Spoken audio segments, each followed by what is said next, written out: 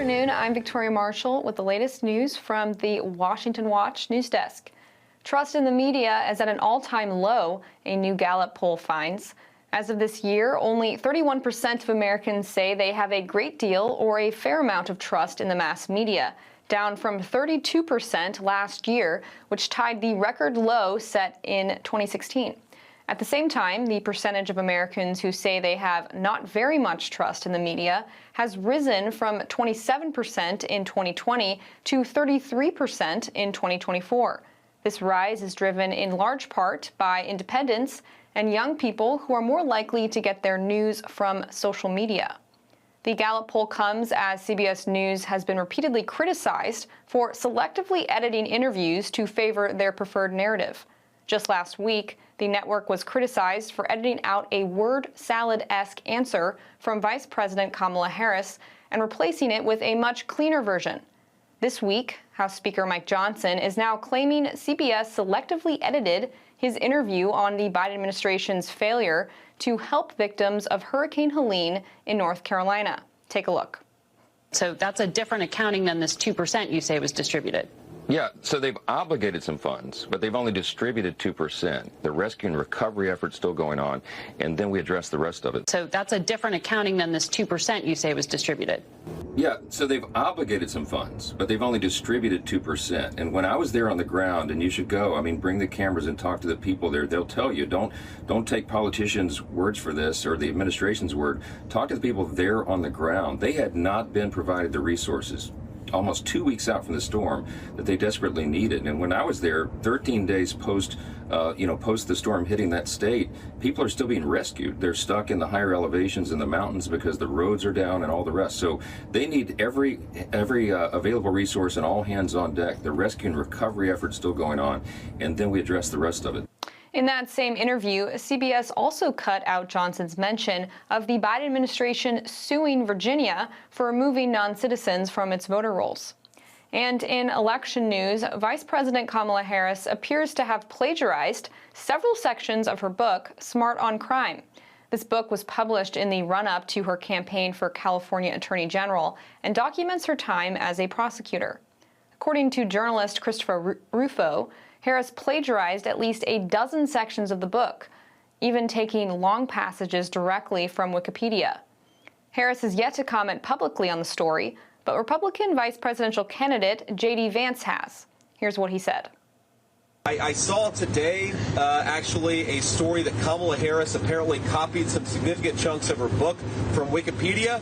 So if you want a president with their own ideas, vote for Donald Trump. If you want a president who copies her own ideas from Wikipedia, vote for Kamala Harris.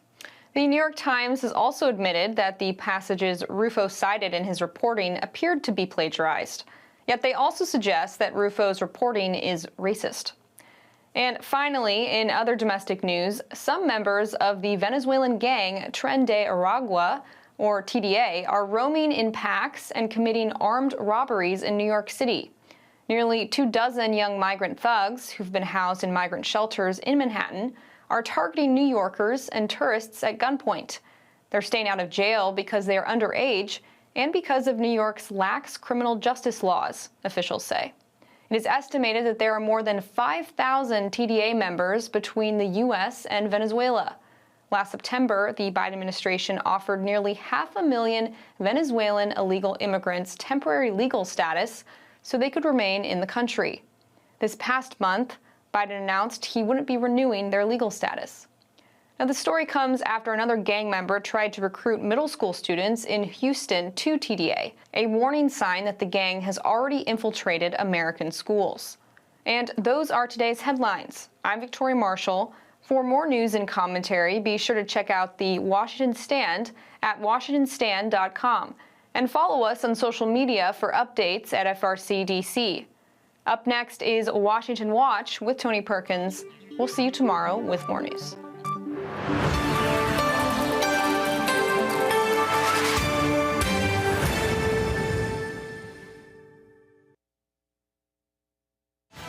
From the heart of our nation's capital in Washington, D.C., bringing compelling interviews, insightful analysis, taking you beyond the headlines and sound bites into conversations with our nation's leaders and newsmakers, all from a biblical worldview. Washington Watch with Tony Perkins starts now. And what we're hearing, of course, Martha, is that people are terrified by what has happened with some of these Venezuelan gangs. Senator Vance, I'm going to stop you because I know exactly what happened. Martha. I'm going to stop you. The incidents were limited to a handful of apartment complexes, and the mayor said our dedicated police officers have acted on those concerns. A handful of problems. Only, Martha, do you hear yourself? Only a handful of apartment complexes in America were taken over by Venezuelan gangs, and Donald Trump is the problem and not Kamala Harris's open border? That was Republican vice presidential candidate Senator J.D. Vance sparring with ABC's Martha Raddatz on Sunday. The legacy media's attempt to dismiss and cover over the immigration-fueled crises in this country are only serving to draw more attention to the problems. Welcome to Washington Watch. Thanks for tuning in. I'm your host, Tony Perkins. Well, migrant gangs are not just problems for Aurora, Colorado. Middle school students in Houston are being recruited by the Venezuelan gang Tren de Aragua. The gang is also operating with minors as young as 11 in New York City who are seeking asylum here in the U.S. We'll get more details from Arizona Congressman Andy Biggs, who serves on the House Governmental Oversight and Accountability Committee. One aspect of the Biden-Harris administration's facilitation of illegal immigration that has not gotten a lot of attention is its impact upon public education. Now, due to the 1982 Supreme Court decision, Plyler versus Doe, children in the country illegally have a right to attend publicly funded schools. Now, consider this: with an estimated 750,000 to 1 million undocumented minors in public education, and the national average cost of $15,600 per student per year for education, largely funded by local governments, some states are preparing to challenge the precedent and push for a new review by the Supreme Court. Today, we'll explore this pressing issue with Andrew Arthur, a resident fellow in law and policy at the Center for Immigration Studies. We'll also take a look at the South Dakota ballot initiative that would put abortion into the state constitution. Over the next several days, we're going to be taking a look at the 10 states that have abortion measures being pushed by the pro-abortion crowd on state ballot initiatives. We're going to be talking about that later. And in international news, according to the Washington Post, two unidentified sources in the Biden administration have said Israeli Prime Minister Benjamin Netanyahu has agreed not to strike oil production facilities or Iran's nuclear program in Israel's retaliatory strike against Iran for their October 1st ballistic missile attack on Israel. But that is not exactly what Israelis are saying. Of course, we listen to the opinions of the United States, but in the ultimate analysis, we'll make our own final decisions based on our own national interest. That's always been the case. It's the case with any country which takes the security of its citizens safely, and that continues to be the case now. That was Israeli government spokesman David Mincer. We'll get the latest from Israel when we're joined by Real Life Network news director Daniel Cohen from Israel. All right, folks, it's election time. Pray vote stand, but you need to get your election resources so you can cast an informed vote, including we've got resources for you, including a personalized voter guide. To get it, text the word GUIDE, G-U-I-D-E, to 67742. That's 67742, the word GUIDE, and it will take you to all of the election resources that we have available for you. Again, that's GUIDE to 67742. Reports continue to emerge regarding gang activity throughout the country, fueled by the Biden-Harris administration's border crisis and the millions of unvetted migrants that they have allowed into the country.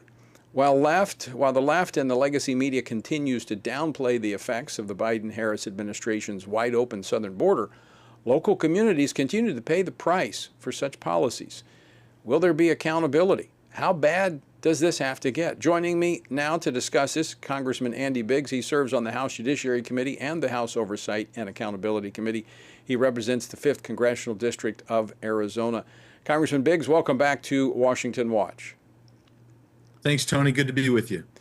You were one of the early voices tracking this because you are in a border state, but you have been tracking the Biden-Harris administration's border policies and its effects that it's had on local communities. Has it reached a boiling point? Has it reached a point that the legacy media's attempts to cover it up won't work anymore?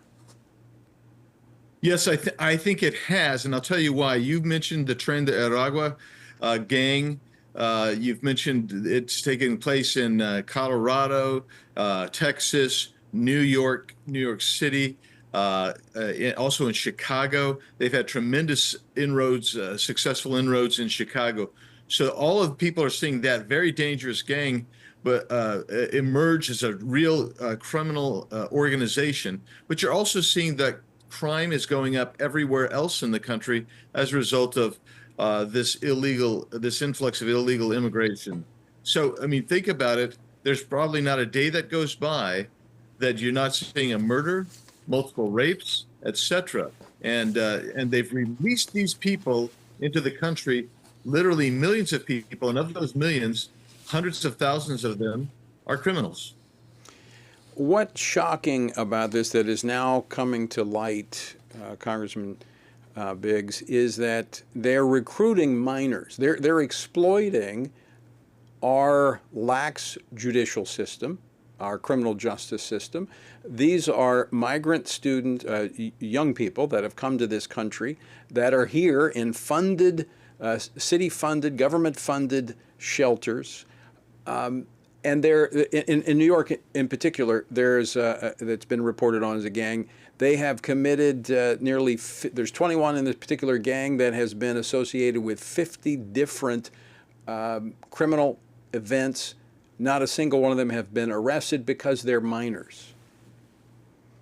Yeah, that's exactly right. And never mistake this, that the cartels and gangs, they all understand how American law works. They are expert at this. So they understand that in New York, for instance, that you have lenient prosecutions. So the police officers are making the arrest, but the prosecutors are letting them out. They're not making the charges ultimately. So they know. They started off, they were just doing some snatches in the parks and stuff, but then it escalated. They started doing some strong arm robberies, and now they're brandishing weapons, and they're being so bold about it as to show videos on social media of what they're doing. Same thing in Aurora, Colorado. And Tony, they understand very clearly that the prosecutors are not going to prosecute. So that provides an additional incentive to go ahead and commit these crimes. Now, let's just face it, if the border was secure, they wouldn't be here in the first place. Right. But they are here, and those people who are here that should be charging them are failing at that level. Again, referring to media sources out of New York, they're actually communicating with one another. They're having these chat apps that they're using, but they're doing it on their government-funded cell phones that have been given to them as they come into the country. I mean, at some point, Congressman Andy Biggs, Americans have to wake up and realize this is insanity. We're funding people who come into this country illegally to terrorize American citizens. That's exactly right, Tony. I mean, so they're given phones, they're given housing, they're given medical care. We transport them. We are the logistics arm of the cartels. So when the cartels, pre-Biden, if a cartel had been contracted to bring somebody and smuggle them into the country, they actually had to get them to the location. That doesn't happen anymore. They just have to get them to the border, because if you get them to the border, this administration will grant them parole status, and which will give them quasi-legal status, and we will transport them wherever they want to go in the country. So the Biden-Harris administration is in partnership with the cartels? A tacit partnership, exactly right, and that's what's really disgusting. But the fact that they're violating the law every time they grant a parole status, because they're doing that on a collective basis, and that law was meant to provide on a singular case-by-case, unique basis, and they're doing this. And Tony, you and I aren't even talking today about the CBP One app. We're not talking about the hundreds of thousands that are coming through just from 4 countries that have massive problems. We're talking Cuba, Haiti, Nicaragua, and Venezuela. And that's how these gang members get in, by the way. We're finding that out. The terrorist who wanted to assassinate and have an election day massacre, he was let in, contrary to what the Justice Department said, which was that he was let in on a special immigrant visa. No, he came in and we gave him a parole status, and he was able to go where he wanted to go because we took him there. And that's what's going on with this administration. Now, you represent an area in Arizona that has been particularly hit hard by this border crisis. Of course, we now know that this is not limited to the border states. Every state is a border state. But what are you hearing from your constituents? How big of an issue do you think this is going to be in just a couple of weeks when voters go to the polls? Well, in Arizona, it is you have 1 and 1A, and 1 is the border, and 1A is the high costs and inflation and the economic distress that so many people find themselves in. But in a way, they're related, are they not? Yeah. I mean, because we're providing all of these bennies to illegal aliens, but we're leaving the American people to struggle along with the economy. So the border is a huge issue in Arizona. And as I've gone around the country, I'll tell you, it is a huge issue everywhere. Everywhere that I go to, and I'm talking to people, they're telling me that the border's got to be secured. They want that border secured more than they want the costs coming down. They want them both, but they understand the detriment and the danger to our sovereignty and to our safety that just wide open borders present. Well, and you're right that they're connecting the dots between the cost and open border. I mean, even the issue of immigration has worked its way into disaster relief. Now it has FEMA on their heels trying to say, oh, no, we didn't shift money around. It was other money that we had. But when over $1 billion has come from FEMA funds to resettle migrants into this country, but yet now they're crying Congress has to come back because we're out of money to help Americans, I think the average American can realize we've got a problem. Look, Tony, I brought that up. I've known about that for more than 3 years, because when you're dealing with the border crisis, I would ask them, where are they getting the money? Where are these NGOs getting the money that are actually in some instances providing assistance to CBP and moving people, because CBP doesn't have enough resources to do that? I was told repeatedly, it's coming from FEMA. And so we've known about this for quite some time. And but the magnitude of these recent storms and FEMA's failure to respond is this, by the way, that's not a resource shortage. That is incompetence and failure on the part of FEMA. But they finally have had to come clean that they've been providing this money as part of the encampments, the transportation, everything else that's going on with the illegal immigration and the movement. And the logistics aren't that you and I were just talking about. Yeah, it's clear across the board in many agencies, it's not a lack of resources, it is competency. DEI has taken over this administration. Congressman Andy Biggs, always great to see you. Thanks so much for taking time to join us today. My pleasure. Thank you so much, Tony. All right, folks, after the break, I'll review how the border crisis has affected local school districts and is costing taxpayers. That's next. Don't go away.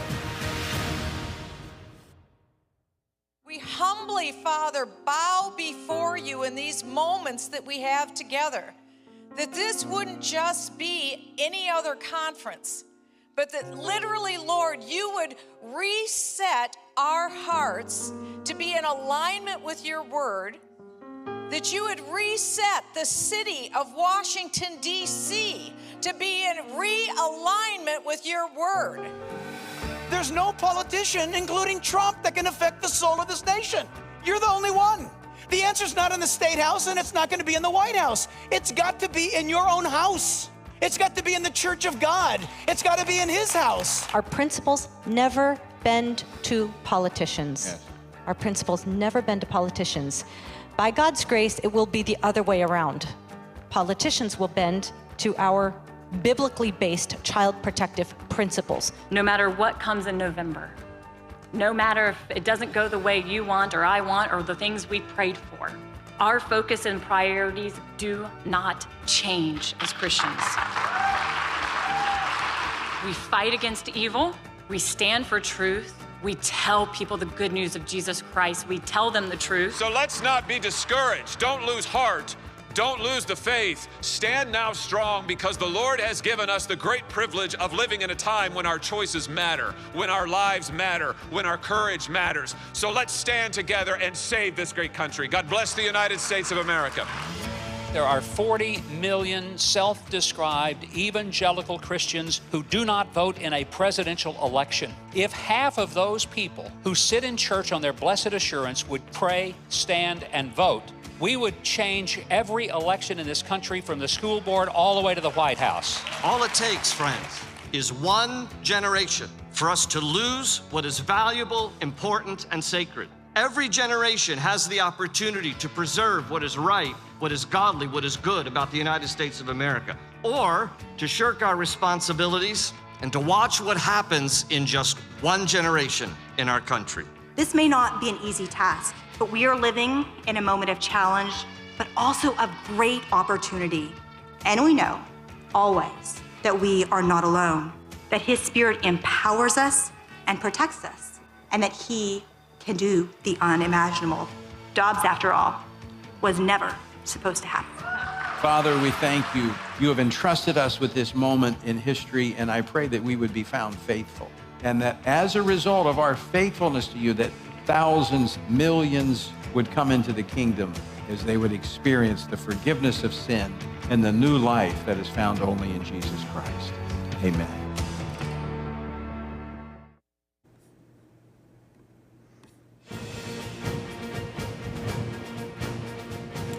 Welcome back to Washington Watch. Good to have you with us. Be sure and get your election resources. Text GUIDE to 67742. That's GUIDE, G-U-I-D-E, to 67742. And you can get a personalized voter guide, among other items. They're for you. They're all there for you to help you cast an informed ballot.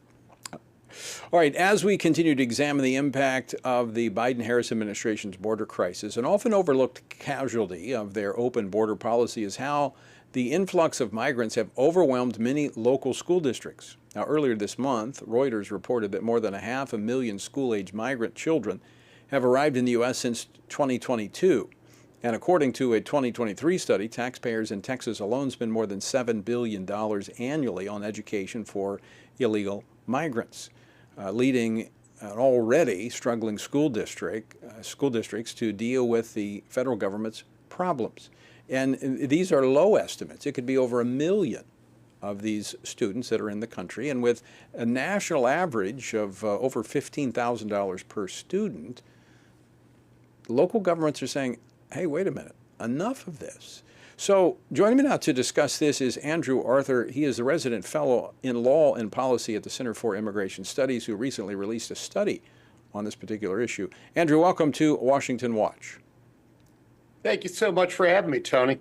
So, Andrew, walk us through the numbers on migrant children now in our education system and what this is costing taxpayers. And, you know, a lot of people think the federal government pays a lot of education. They pay just a fraction. This is coming out of the pockets of local communities.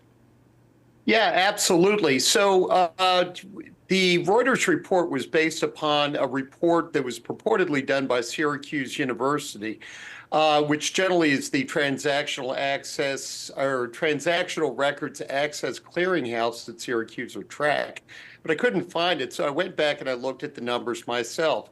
We're talking about more than 300,000 unaccompanied alien children who have been released to sponsors in the United States. And then, you know, we are potentially talking about another 700,000 children that came with parents in what we call family units, which is why, you know, in the estimate that I did, I said that the actual number is somewhere between 700,000 and 1 million brand new migrant children who have entered the United States since 2022, you know, just over the southwest border. So we're talking about a huge number of people. Nearly all of those children speak some other language than English. In fact, it's doubtful that many of them have any fluency in English at all. Most of them have suffered from poor levels of education prior to the point that they've gotten to the United States, and now they're flowing into our public school system. And you mentioned the number, it's about an average of $15,000 per pupil. And when you talk about English as a second language learners, you can add about 20% to that, or, $3,000 for a total of $18,000 per student. And as you mentioned before, Washington doesn't really pay much of the funding for the public schools in the United States at all.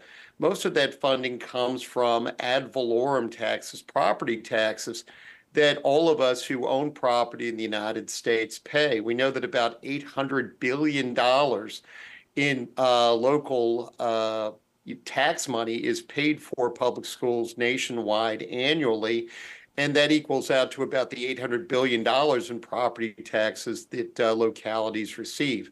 Now, again, some of those school districts receive state money, but, nearly all of the costs of these migrant children are being foisted by Washington onto the states and localities.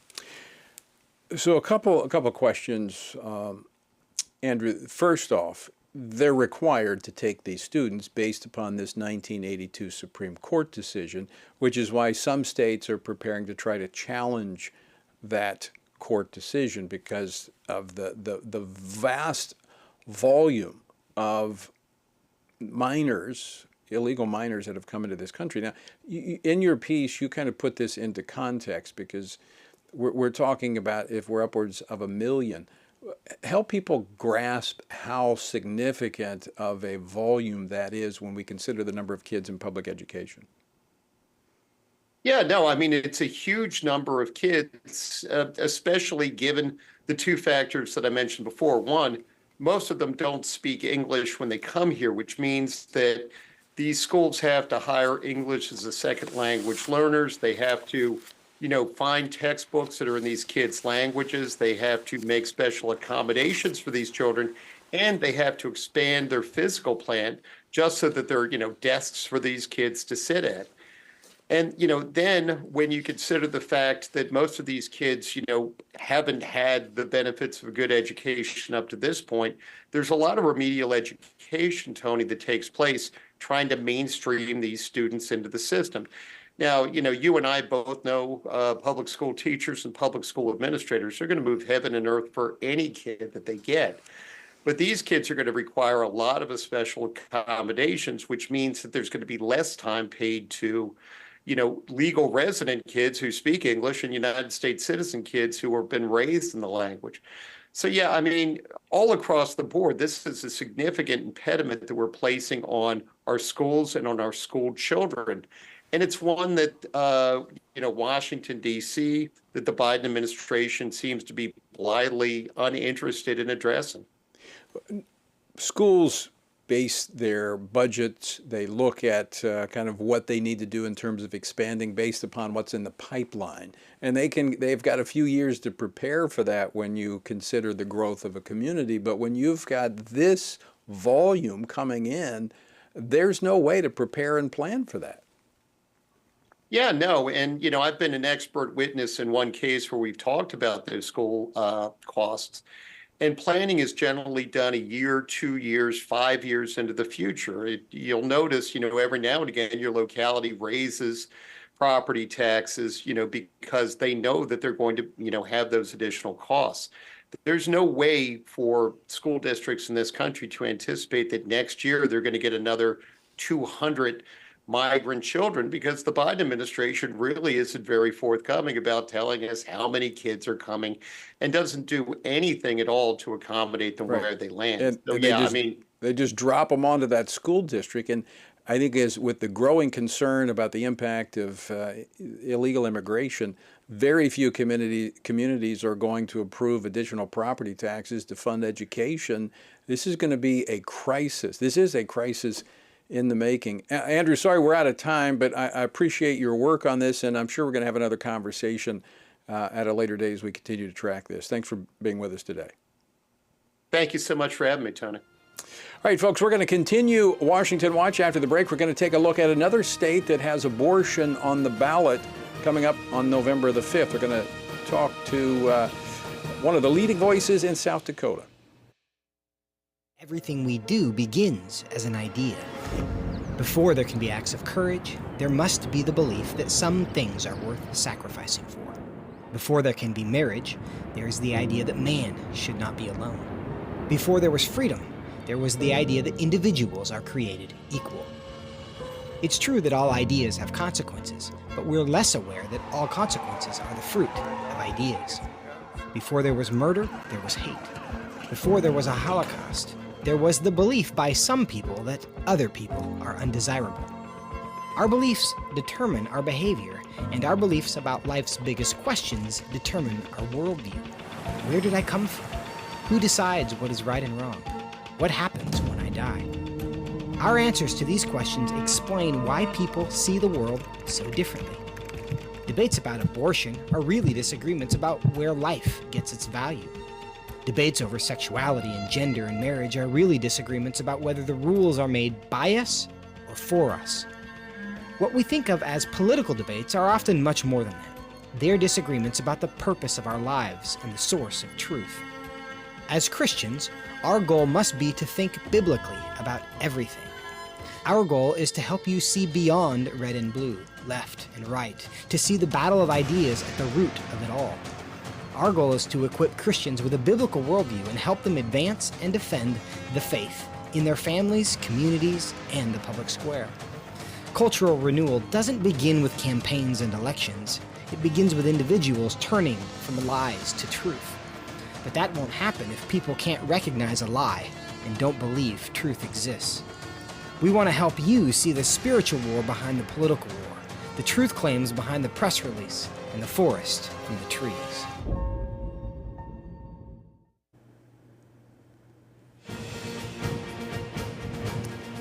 Welcome back to Washington Watch. Be sure and get your election resources. We've got a voter toolkit available for you. Text GUIDE to 67742. GUIDE to 67742. You can get your own voter guide and other resources. Text GUIDE to 67742. Let me ask you a question. Would you trust someone to tell you the truth who advocates for the taking the lives of unborn babies? If someone will take the life of an unborn child, they're going to lie to you as well. And what we have going on in 10 states where abortion is on the ballot in this November, and I say abortion, these are not life initiatives, these are abortion initiatives. This is being pushed by the abortion crowd, the death crowd. We talked about this yesterday, Missouri. I was there this past Sunday. At Sunday night, we had a big event in Kansas City, Missouri, and it was a good event. We had Pastor Chris Williams on yesterday talking about this, and they're not the only state working it. There's several others, and what I want to do over the next several days is discuss each one of these ballot initiatives. South Dakota has become another one of these states where abortion activists have set their sights as they deceptively push Amendment G, a revision of the state's constitution that will allow abortion up until birth while removing health and safety measures for women. Join me now to explain the deceptive practices and what's being said to push the passage of Amendment G and why South Dakota voters must reject this amendment next month is Carolyn Woods, spokesperson for the Life Defense Fund. Carolyn, welcome back to Washington Watch. Thanks so much for having me on, Tony. I really appreciate it. All right. So Carolyn, tell our viewers and our listeners about Amendment G, what it would do. Absolutely. Like you said, the first thing it does, it allows abortion through all 9 months. This is barbaric, it's inhumane, and it allows it for nearly any reason. So any abortion doctor can justify an abortion up till the moment of birth. Number two, like you said, it also risks health and safety protections. This means you don't have to be a doctor. It means you don't have to have wait times. It means you don't have to have parental consent, which leads to the third one. Parents don't get the right to know what is happening if their daughter is a minor and is getting an abortion. You actually have to, as a parent, you have to have a sign off on whether your daughter or your son gets ibuprofen in school, and yet this amendment would allow them to not have to sign off on an abortion. So you don't get the right to know as a parent. And number 4, no conscious protections for doctors or nurses. And then number 5, it would lead to taxpayer-funded abortion. So this is a very barbaric, very extreme, and very radical amendment here in South Dakota. And they're trying to say, oh, this is just restoring it to the way it was prior to the overturn of Roe in the Dobbs decision. This goes way back. This goes back to 1973, where, as you pointed out, it's abortion until birth. And it opens the door, I would argue, to taxpayer funding of this as well, if it becomes a right in the Constitution. Absolutely. And that's what's so barbaric and inhumane about this whole thing is they want you to pay for it. Once, this in the state constitution, every single law in our books currently will be overridden, will be canceled. And so a lot of times they're saying, oh, this is the will of the people. No, they broke election law to get this on the ballot, and they deceived voters saying it's a pro-life measure, it's a grocery tax measure. So they obviously use slimy tactics that are unlawful, which is why we actually have sued them, and we're going to trial in December. We're going to hold them accountable no matter what, if this thing passes or doesn't pass. And also, they also say, oh, this is just, Roe v. Wade. It's just the same exact thing. Well, let me just tell you, no, it's not. When Roe v. Wade was land of the law here in South Dakota and across the United States, it was only up to 22 weeks, and here in South Dakota, and most of the abortions were done before 15 weeks. So that's actually completely a lie. And they just continue to lie. They've continued to put this on the ballot and have lied to get it here in the first place. And they're continuing to tell people that, we are this is the will of the people. It's not the will of the people at all.